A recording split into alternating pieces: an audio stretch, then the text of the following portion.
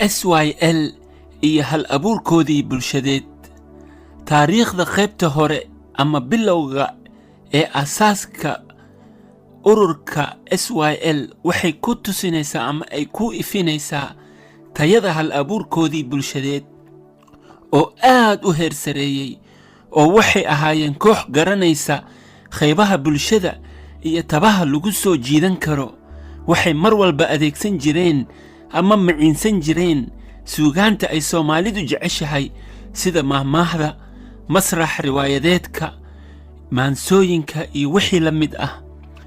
tusaale ahaan magaalada Muqdisho waxay adeegsan jireen ama maciinsan jireen masraxa riwaayadaha iyo heesaha.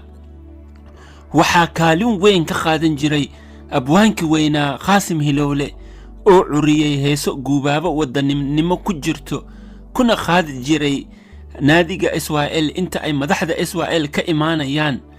inta madaxda SYL ay khudbadoodii jeedin, waxaa qulubta shacabka furi jiray hal abuurka suugaaneed ee abwaanada. taana waxay u horseedi jirtay inay fariintoodii si fudud shacabka ugu cuntamo. sidoo kale Axmed Naaji Sacad ayaa sheegay in jaceylka fanka uu ku bilowday xilligii dhaqdhaqaaqii gobonnimadoonka ee SYL, ayna khudwad u ahaayeen Qaasim Hilowle iyo Suufi Cali, asagoo aad u da'yarna uu ka mid ahaa fanaaniinta maaweylin jiray taageerayaasha ururka inta ay madaxda khudbadahoodii bilaabin. taana waxay u suuragelin jirtay in taageerayaashii ay qulubtoodii u furanto madaxda intay khudbada ay jeedin. dhanka miyigana madaxda SYL socdaalka ay ku tegayaan waxay mar walba weheshan jireen abwaan Cali Xuseen oo ahaa maansayahanadii xilligaa jiray kuwoodii ugu saamaynta badnaa marka laga hadlayo hanashada maanka iyo qalbiga dadweynaha. qorshahoodii inta ay soo bandhigin waxay gogoldhig ugu dhigi jireen tixaha abwaan Cali Xuseen. tusaale ahaan 1949kii wafdi madaxda SYL oo abwaan Cali Xuseen la socdo ayaa socdaal ku tegay deegaanka Xaafuun oo ah deegaan taariikh weyn ku leh dhulka Soomaaliyeed. wafdiga runtii si gobeed oo heer sare ah ayaa loo martisooray, laakiin wax intaa dhaafsan ayaa odayada deegaanka laga waayay.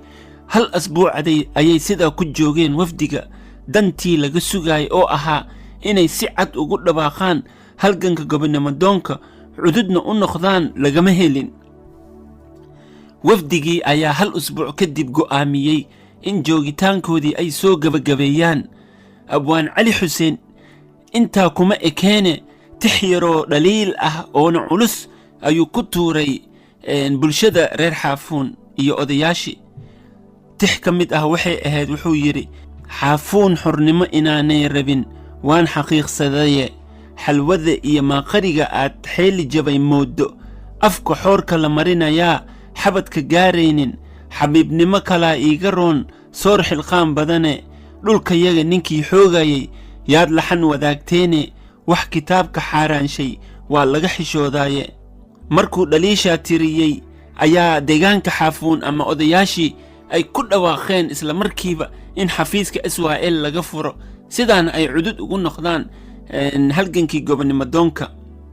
sidoo kale abwaan Cali Xuseen wuxuu aad ugu walaacay uu amakaag ka dareemay markii leegada kala dhantaalku ku bilowday 1958, asagoo sabab uga dhigay isxaqiridii la xaqiray dadkii u soo halgamay iyo qaadashada nidaamka siyaasadda qabiilaysan ee gumaystuhu ka tegay.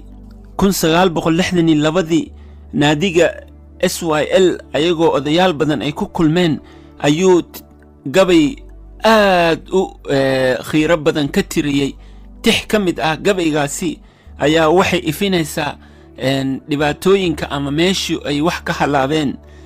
xamaasadda dadkii kala gashay iyo xiixda dami weyday, xeen waliba darisyood waxay uga xifaalootay, xigaalnimo la duugiyo waxaa xididka nooleeyey, xumaanta waxaa inagu jarabay waa xaqiriddiiye, xabiibnimada waagii hore iyo xarafkii aad sheegtay, leegooy xisaab dib ugu noqo leys xasaradeeyey, haddii kale xagaagay ahayd waxaad ku xiiqdeeni. runtii markaa eegto suugaanta laga wariyey leegada waxaa kuu soo baxaya in halgankoodii qaybta hore inay ku guulaysteen in qulubta bulshada Soomaalida ay kharameeyaan, laakiin alifka uu ka khaloocday xurnimada kadib markay qaateen nidaamkii gumaystuhu ku waday ee ahayd siyaasadda qabiilaysan, taasoo qulubtii kharameysnayd ee bulshadu kala dhantaashay. si kastaba ha ahaatee, Soomaalidu waxay tiraahdaa taladii xumaata iyo gudniinkii xumaadaba dib ayaa loogu noqdaa.